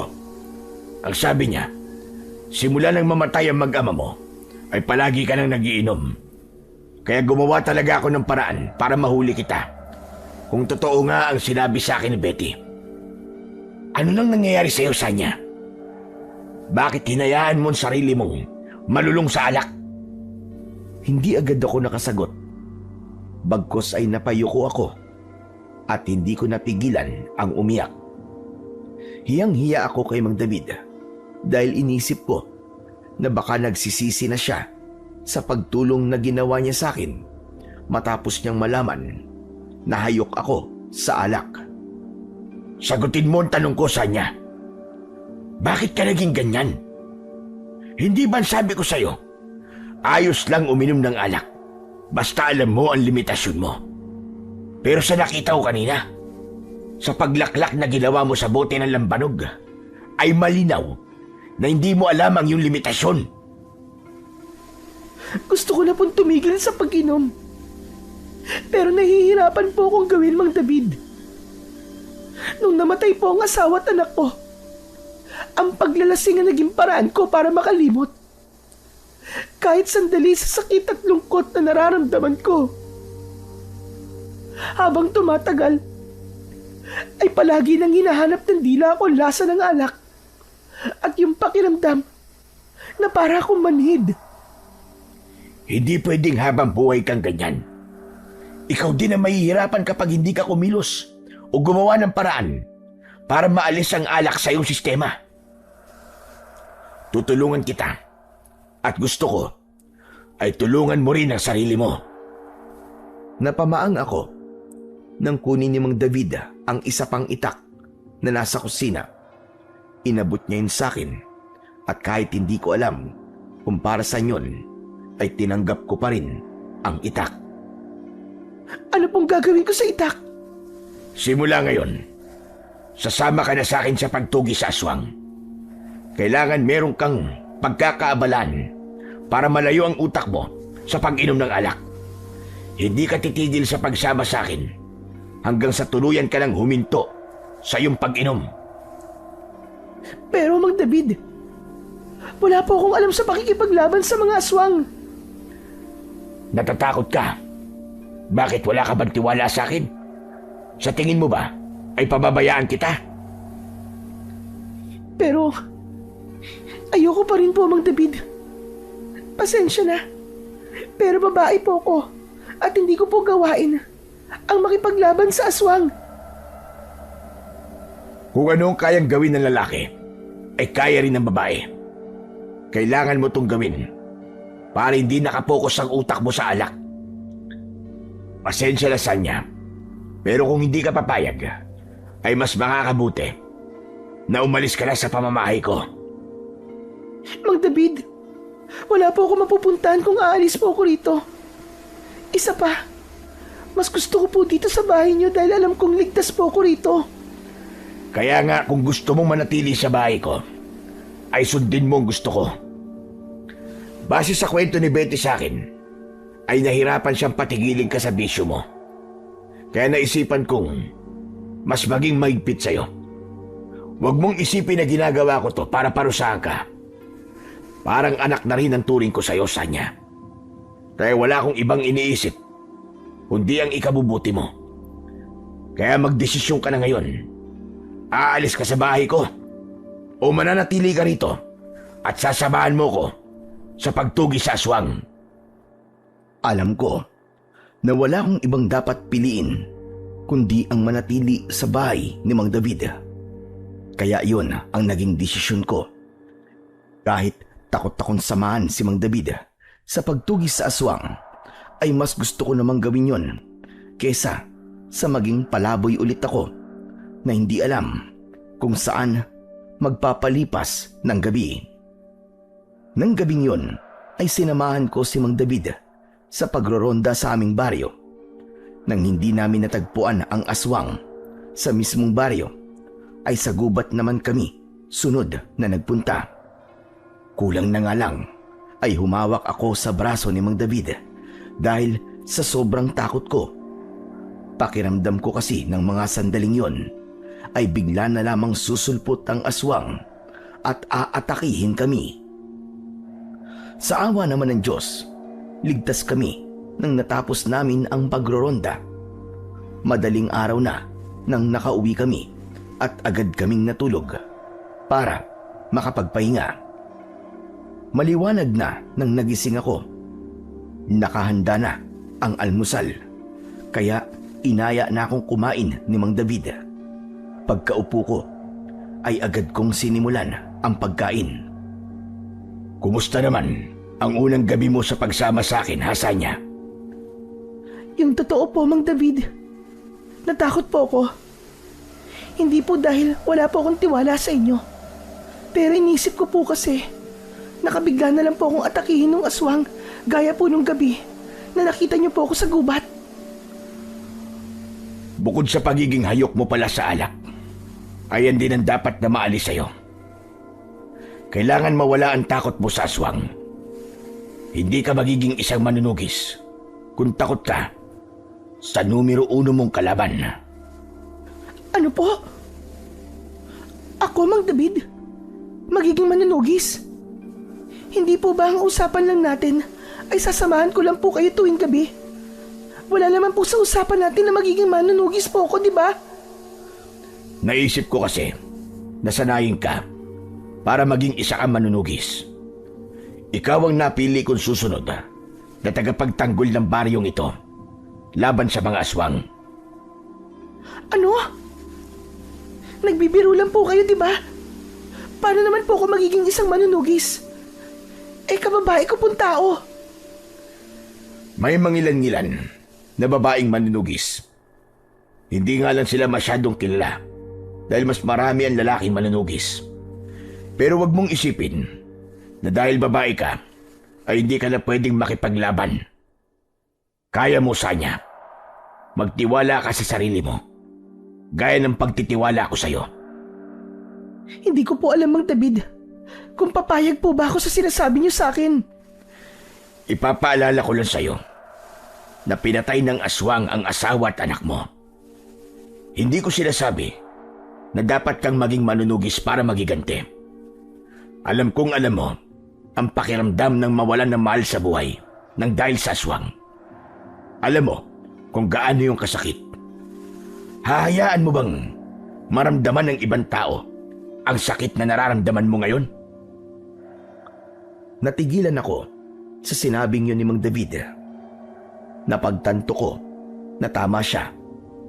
Napakasakit na mawalan ng mahal sa buhay, lalo na sa paraang hindi makatao.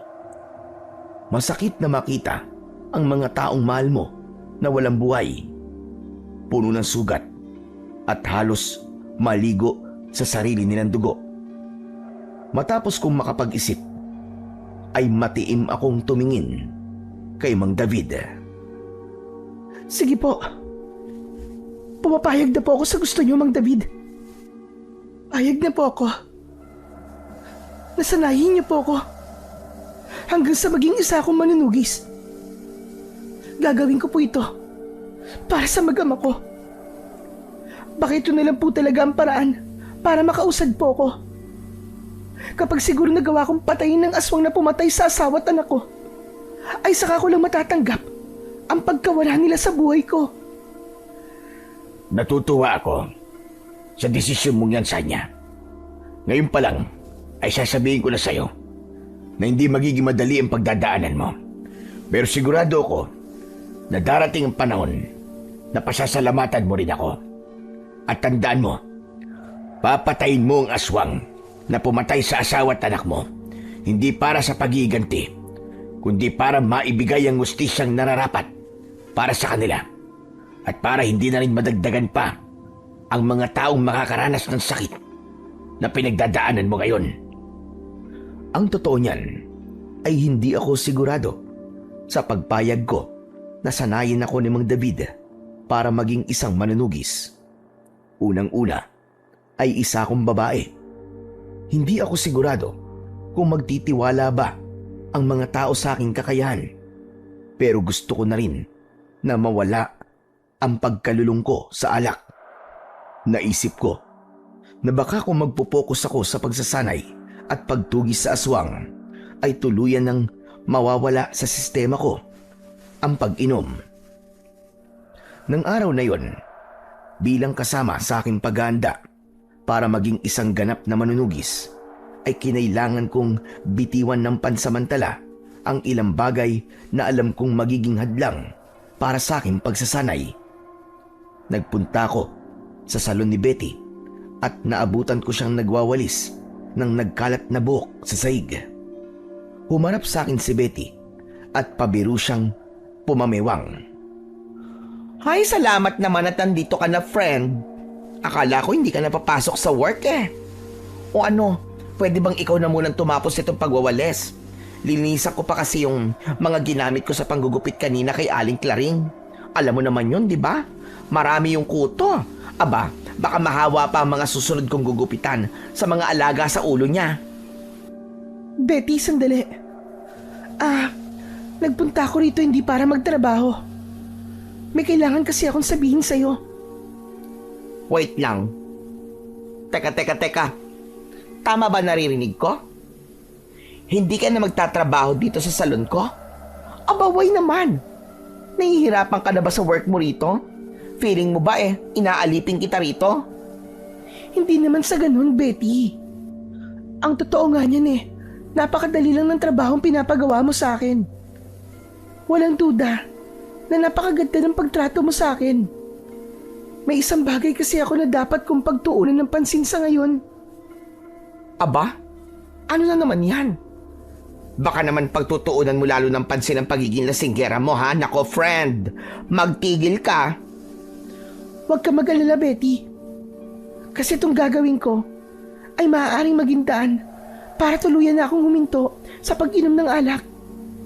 Ano ba kasi ang gagawin mo? Ang dami mo pang pasakalye, friend. Kung nakamamatay ang pagpapasuspense mo, kanina pa ako bumulagta rito. Ganito kasi, sasanayin ako ni Mang David sa pakikipaglaban sa aswang. Ang gusto niya ay akong sumunod sa yapak niya bilang isang manunugis dito sa baryo natin. Ano? Nakakatawa ka naman, friend. Ngayon ko lang na-discover na joker ka rin pala, ha? Ano ka ba, Betty? Seryoso ko. Si Mang David ang nakaisip nun para mapunta sa ibang bagay ang atensyon ko. At hindi yung nasa alak palagi ang utak ko. Isa pa, kailangan na rin niyang may sanayin para maging susunod na manunugis dito sa atin. Kasi kapag napatay niya na yung aswang, magiriritiro na siya sa pagiging manunugis. Matanda na kasi siya, friend. At hindi na siya kasing lakas nung araw. OMG! Seryoso ka nga, friend. Pero bakit ikaw pa ang pinili ni Mang David? Ipapaalala ko lang sa'yo na babae ka, friend, ha? Hindi ba? Para lang sa mga lalaki ang pakikipag-fight sa mga aswang? Ano ka, Amazona? Yan nga rin ang sinabi ko kay Mang David nung una Pero sinabi niya na kahit babae ako, ay kaya ko pa rin gawin ang ginagawa ng isang manunugis. Saka, baka ito na rin ang dahilan na hinahanap ko. Baka ito ang nakatadhana sa akin, kaya kailangan mawala na mag-ama ko. Kasi kung nandito sila, sigurado ako na hindi ako papayag sa alok ni Mang David. Okay, gets ko na kung bakit gusto mong maging manunugis. Pero friend, carry mo ba talaga yan? Remember, matagal na obligasyon yan. Nakita mo naman si Mang David, di ba? Ang sabi-sabi binata pa lang siya, nakikipaglaban na siya sa mga aswang. Tapos, kung kailan thunders na siya, ay saka lang siya makakapag-retire. Carry mo ba yun? Nang pumayag ako sa alok ni Mang David, ay pinag-isipan ko na rin ang tungkol dyan. Walang problema sa akin. kung hanggang sa pagtanda ko ay nakikipaglaban pa rin ako sa mga aswang. Ang importante sa akin ay maibigay ko ang hustisya na nararapat para sa asawa at anak ko. At para wala na rin kagaya ko ang mawawala ng mahal sa buhay nang dahil sa aswang. Ay nako, friend. Sa totoo lang, naluloka pa rin ako sa mga sinasabi mo sa akin ngayon. Hindi ko lubos maisip kahit sa panaginip na magiging manunugis ka. Ay Diyos ko, day. Pero friend, kung yan talaga ang bet mong gawin sa life mo, support na lang ako sa iyo. Basta mag-iingat ka palagi, friend, da. Hindi ka pwedeng ma-deads dahil sa mga aswang. Kasi kapag na-deads ka, mawawalan ako ng friend.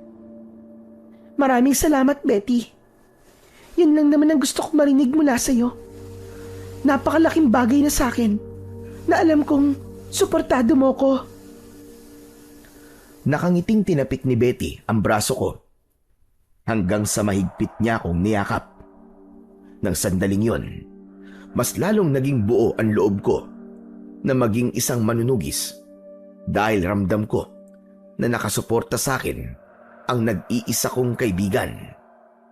May takot man sa puso ko, ay mas matindi naman ang pagnanais ko na maging bagong tagapagtanggol ng aming baryo. Matapos kong makipag-usap kay Betty, ay bumalik na kagad ako sa bahay ni Mang David. Agad naming inumpisan ang pagsasanay niya sa akin. Sa likod ng bahay niya kami pumwesto upang walang ibang tao ang makakita sa amin. Sinabi ko kasi na ayokong may makakakita sa pagsasanay namin dahil paniguradong maiilang ako. Unang itinuro sa akin ni Mang David ang pakikipaglaban gamit ang itak. Aniya, para sa kagaya kong babae, ay yun ang magandang panimulang sandata na pwede kong gamitin sa pakikipaglaban sa mga aswang. Marami siyang itinuro na iba't ibang paraan at estilo sa paggamit ng itak. Mataman akong nakinig sa mga sinasabi niya at pilit kong sinundan ang mga galaw niya kahit nahihirapan ako. Halos 2 oras kaming nagsanay ng walang tigil. Nakahinga ako ng maluwag nang sabihin sa akin ni Mang David na magpahinga muna kami.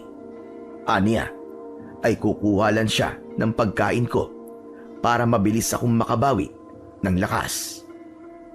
Habang hinihintay ko si Mang David, ay habol ko ang aking paghinga. Hindi nagtagal, ay bumalik na si Mang David at nagulat ako sa kanyang mga dala. Alam kong nagtataka ka kung bakit may dala kong isang pinggan na may kanin at ulam at isang bote ng lambanog. Magiinuman po ba tayo? Ang akala ko po ba ayaw niyo na po naglalasing ako. Alam ko kasi na hindi mo kayang agad-agad na alisin ang pag-inom ng alak. Saka nakita ko na naging porsigido ka sa pagsasanay natin kanina. Kumbaga, ay reward ko to para sa'yo. Pero isa lamang sa mga ito ang pwede mong piliin. Itong pagkain o itong alak. Mamili ka sa niya. Huwag ka mag-alala dahil kahit na anong piliin mo ay hindi kita huhusgan. Gaya ng sinabi ko, ay reward mo ito sa akin. At binibigyan kita ng kalayaan na piliin kung ano talaga ang gusto mong gantimpala. Napalunok ako nang tignan ko ang isang bote ng gin. Ang totoo ay mas gusto ko yun kesa sa lambanog na nakatago sa loob ng bahay ni Mang David. Matagal nang hindi nasasayaran ng gin ang aking dila at lalamunan. Hanggang sa nakapagdesisyon na ako, nahihiya kong itinuro ang bote ng gin. Yang alak po ang pipiliin ko. Sigurado ka na ba sa desisyon mo? Opo, sigurado na po ako. Eto, sa'yo na itong isang bote ng gin. Itong pagkain naman ang sakin. Pero tandaan mo, hindi ka na pwedeng kumain ng kahit na ano hanggang hapunan. Yang gin na lang ang ilalaman mo sa tiyan mo. Pero, Magugutom naman po ako noon. Alak ang pinili mo, di ba? Malay mo naman, mabusog ka sa alak. Bigla akong nagkaroon ng pagsisisi sa naging desisyon ko.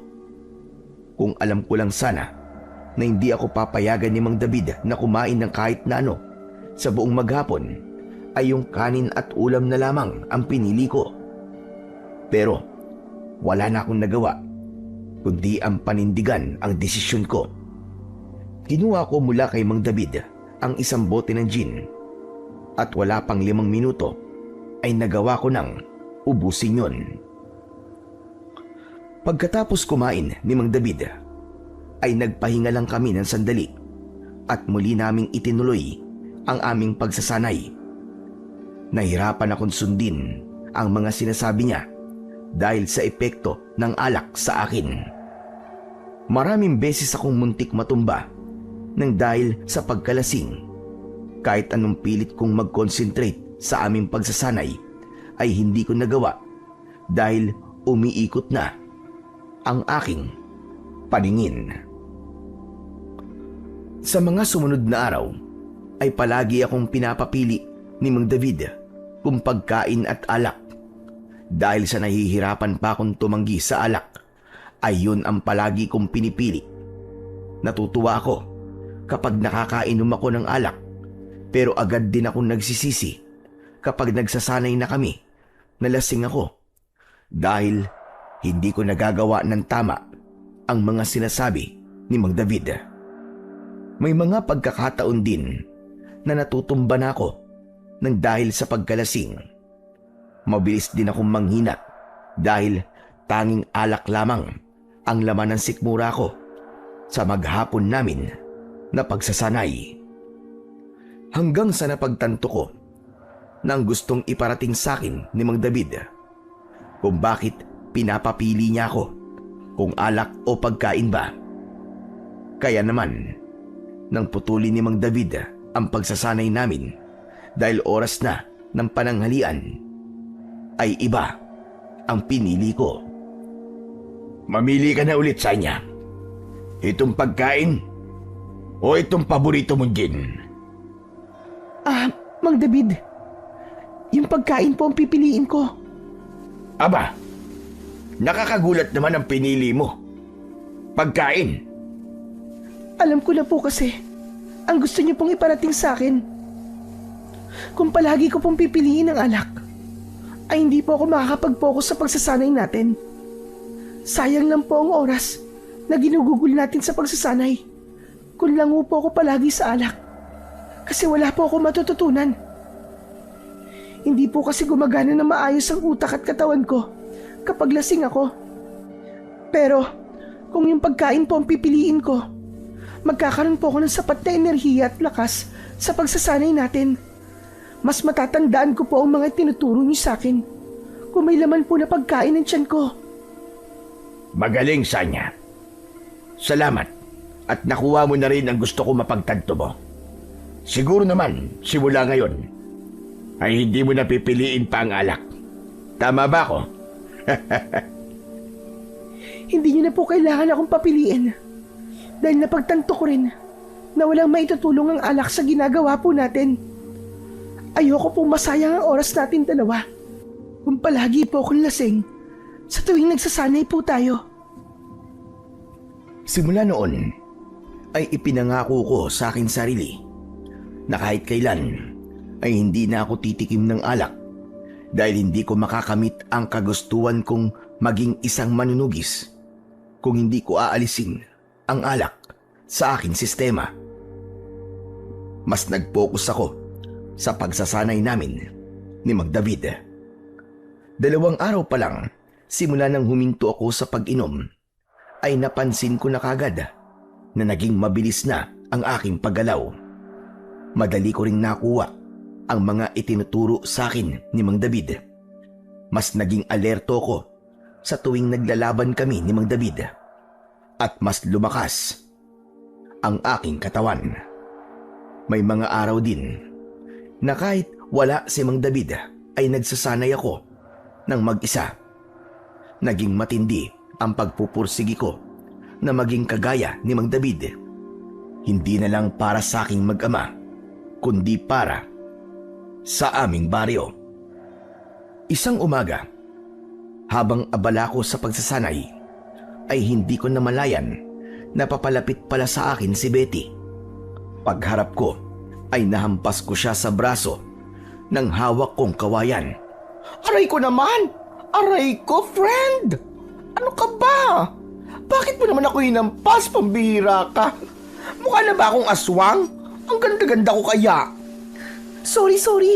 Hindi kita napansin, Betty. Ikaw naman kasi. Bakit ba bigla-bigla ka na lamang lumalapit sa akin? Nakita mo naman nag-iensayo ko. Gusto kasi kitang gulatin, friend. Pero in fairness, ha? Ang galing na ng galaw mo. Para ka ng warrior, friend. Feel ko, ready ka na makipagbakbakan sa aswang. Salamat ha. Pero pakiramdam ko ay kulang pa ang kakayahan ko. Wala pa ako sa kalingkingan ni Mang David. Ano ka ba? Hindi kailangan na dapat ka-level mo na kagad si Mang David, no? Siyempre, lahat naman ay nagsisimula sa mababa. Pero kumusta ka na pala? Hindi na kita inaabala ng mga nakaraang araw kasi knows ko naman na super busy ka. Sinabi mo pa. Araw-araw kasi kami nagsasanay ni Mang David. Tapos tuwing gabi, nagro-ronda rin kami. Pero ayos naman ako. Nakakatuwa nga kasi hindi na hinahanap ng lalamunan ko ang alak kasi mas nagpo-focus na ako sa ginagawa ko ngayon. Nako, napakagandang balita naman yan. Kasing ganda ko. Friend, happy ako for you, ha? Nafe-feel ko na unti-unti nang bumabalik yung dating Sanya. Ewan ko, Betty. Pero sa palagay ko, ay hindi na babalik ang dating Sanya na meron ako. Tinanggap ko ng habang buhay ng may maiiwan na puwang sa puso ko nang dahil sa pagkamatay ng asawa at anak ko. Pero tama kayo ni Mang David. May dahilan kung bakit kailangan mangyari ang hindi magagandang nangyari sa akin. Doon ko napagtanto na kaya ko palang bumangon kahit paunti-unti. At paswerte ako kasi meron akong kaibigan na kagaya mo at nandyan din si Mang David. Kasi kung ako lang, hindi ko to kaya na mag-isa. Aray? Natouch naman ako sa sinabi mo, friend. Parang gusto ko na tuloy mag-cry. Tumigil ka nga dyan, Betty. Ang arte mo talaga. Natawa na lang si Betty sa sinabi ko. Maging ako ay natawa na rin. Napangiti ako pagkatapos dahil yun ang unang beses na tumawa akong muli matapos mamatay ng aking asawa at anak. Nang sandaling yon ay nangako ako sa sarili ko na hindi magtatagal ay makukuha na ng aking mag-ama ang hustisyang nararapat para sa kanila. Pagsapit ng gabi, habang naghahapunan, ay kinausap ako ni Mang David tungkol sa isang bagay na talagang hinihintay kong mangyari. Sanya, maganda ka pala pagkatapos natin kumain. Magtutungo tayong dalawa sa gubat. Hindi po ba? Ginagawa naman po talaga natin yun. Iba sa gabing ito. Nalaman na ng mga tanod kung nasa ng lungga ng aswang. Hindi ba't nag-usap kami noon ni Kapitan? Ang sabi niya kasi ay natatakot na makipaglaban ng mga tanod sa aswang. Kaya sinabi ko na tumulong na lang sila sa ibang paraan. At yun ay ang hanapin ang pinagtataguan ng aswang. At nakakatuwa na nagtagumpay sila. Ayon kay Kapitan, ay sa isang kuweba nagtatago ang aswang. Isang kuweba na matatagpuan sa pusod ng gubat. Bakit hindi na lang po tayo bukas ng umaga sumalakay? Hindi na ako makapaghintay na patayin ng aswang na yon. Isa pa, hindi tayo sigurado kung nandoon ang aswang tuwing umaga. Kung ngayon natin siya atakin, ay malaki ang tsansang makakaharap natin siya. Sige po, Mang David. Pero parang natatakot po ako. Pakiramdam ko po ay hindi pa po ako handa. Hindi kita isasama ngayong gabi kung alam kong hindi ka pa handa. Saka hindi ba sabi ko sa'yo, ay magtiwala ka sa sarili mo. Kung hahayaan mo mangibabaw ang takot at duda sa'yo, ay talagang mapapahamak ka. Isang malalim na paghinga ang aking pinakawalan at saka ko tumango kay Mang David. Alam ko na darating ang panahon na kailangan na talaga naming harapin ang aswang. Inihanda ko ng sarili ko sa bagay na yon, pero hindi ko inasahan na makakaramdam ako ng takot nang dumating na yon. Ganun pa man, nagtiwala na lang ako sa Diyos na hindi niya hahayaan na may mangyaring hindi maganda sa amin ni Mang David. Bago kami umalis ni Mang David ng gabing yon, ay nag-alay muna kami ng isang panalangin. Ipinagdasal namin na bigyan kami ng Panginoong Diyos ng lakas at linaw ng pag-iisip upang magtagumpay kami sa aming misyon. Parehas na itak ang dala namin nang magtungo kami sa gubat. Manaka-naka ay hinahawakan ni Mang David ang kanyang agimat. Sana po ay magkaroon din po ako ng agimat na kagaya nyo. Hindi mo na kailangan magparinig sa akin. Kapag nagretiro na ako, ay sa iyo ko ito ipapamana. Seryoso po ba kayo? Oo naman. Mukha ba ako nagbibiro? Sa kasino pa ba ang karapat dapat na magbana nito, kundi tanging ikaw lang? Hindi kita sasanayin kung hindi ko rin naman ito ibibigay sa iyo. Maraming salamat po, Mang David. Hanggang ngayon ay hindi pa rin po ako makapaniwala na darating po ang araw na ako po ang papalit sa tungkulin niyo sa baryo natin. Sana po ay maging kagaya niyo ako. Sana ay pagkatiwalaan din ako ng mga tao sa atin kahit isa akong babae. Bakit parang minamaliit mo pa rin ang sarili mo dahil babae ka? Nasa panahon na tayo na kaya na makipagsabayan ng mga babae sa mga lalaki. Pantay-pantay na ang lahat. Isa pa, nung nagsisimula pa lamang ako, ay marami ang nagduda sa akin, pero hindi ko sila pinansin. Bagkus, ipinakita ko sa kanilang lahat sa pamamagitan ng gawa na karapat dapat ako sa tiwala at respeto nila. Ganun ang ginawa ko. At huwag mong iisipin na porke babae ka, ay mahina ka. Salamat po talaga, Mang David. Napakalaki po na naitulong niyo sa akin. Kung hindi po siguro kayo bumalik dito, isa pa rin po akong lasinggera at palaboy hanggang ngayon. Kaya nga totoo na may dahilan ang lahat ng nangyayari sa buhay natin. Nagpatuloy kami ni Mang David sa paglalakad. Nang sabihin ni Mang David na malapit na kami sa kuwebang kinaroroonan ng aswang, ay mas lalo akong kinabahan. Pero inisip ko rin ang sinabi niya na hindi ako makakapag-isip ng maayos kung mangingibabaw ang kaba at takot sa akin. Maya-maya pa, narating na namin ang bukana ng kuweba at huminto si Mang David. Nararamdaman ko na nasa loob siya ng kuweba. Maganda ka. Palalabasin ko siya. Hintayin mo ko rito. Papasok po kayo na mag-isa sa kuweba? Oo, at aabangan mo ang aswang dito sa labas at atakihin mo siya. Tandaan mo, alisin mo ang lahat ng takot at kaba na meron ka. Hindi na hinintay ni Mang David na makasagot ako at matapang siyang pumasok sa loob ng kuweba. Ilang segundo pa lang ang lumilipas ay nilukob na kagad ako ng kaba, hindi para sa sarili ko, kundi para kay Mang David. Tatagal na kasi niyang hindi nakikipaglaban sa aswang, ay hindi ko na alam kung kaya pa rin ba niya yung gawin, lalo na't ilang beses niyang sinabi na matanda na siya at humihina na ang kanyang katawan.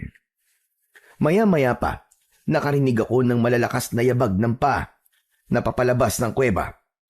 Doon ko na hinugot ang itak ko mula sa kaluban at inihanda ko ang aking sarili sa posibleng pakikipaglaban sa aswang. Para to sa asawa at anak ko. Nangangako ko na ngayong gabi. Makakamit niyo ang ustisya. Laking gulat ko nang lumabas si Mang David ng kuweba na duguan at hindi niya nadala ang kanyang itak. Nag-aalala ko siyang sinalubong. Nang nakalabas na siya sa kuweba, ay napaluhod siya at napahawak sa aking mga binti. Mang David, ano po nangyari sa inyo? Inatake ako ng aswang. Hindi ko akalain na mas malakas pa pala siya kumpara sa ibang aswang na nakalaban ko. Tara na po! Umalis na po tayo rito! Hindi tayo alis. Haharapin mo siya, Sanya. Pero hindi ko po alam kung kaya ko siya. Kayo nga po na matagal ng manunugis ay nagawa niyang masugatan ng ganyan. Ako pa kaya? Biglang hinubad ni Mang David ang kanyang agimat. Binulungan niya yon at pagkatapos ay isinuot niya yon sa leeg ko. Naguguluhan akong tumingin sa kanya. Ano po ito? Bakit niyo po binibigay sa akin ang agimat niyo? Ipinasa ko na sa iyo ngayon ang pangangalaga niyan. Simula ngayon, ikaw na ang bagong magmamay-ari ng agimat ko. Magsasalita pa sana ako nang narinig namin ang malakas na pag-angin ng aswang mula sa loob ng kuweba.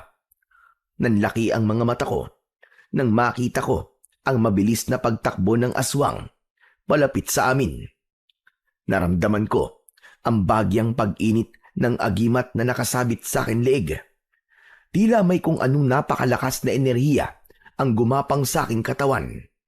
Unti-unti akong tumayo at hindi ko na hinintay na makalapit ang aswang at sinalubong ko na ang kanyang pag-atake. Susunggaban sana ako ng aswang pero mabilis akong yumuko. Dumaan ang aswang sa ibabaw ko at tila naging mabagal ang galaw niya sa aking paningin. Agad kong itinarak ang itak sa tiyan ng aswang. Malakas siyang umangil at nagpagulong-gulong siya sa lupa. Tumayo agad ang aswang.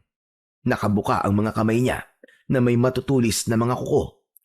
Nanlilisik ang mga mata niya habang nakatingin sa akin. Hindi ko inisip na mangyayari to. Hindi ko akalain na magkakaroon ako ng pagkakataon na labanan ka. Ikaw ang dahilan kung bakit nawala sa akin ang dalawang pinaka-importanting tao sa buhay ko. At hindi ako papayag na masasayang ang pagkakataon to para iparamdam sa iyong hayop ka ang sakit na naramdaman ng asawa at anak ko nang patayin mo sila. Isang malakas na sigaw ang pinakawalan ko.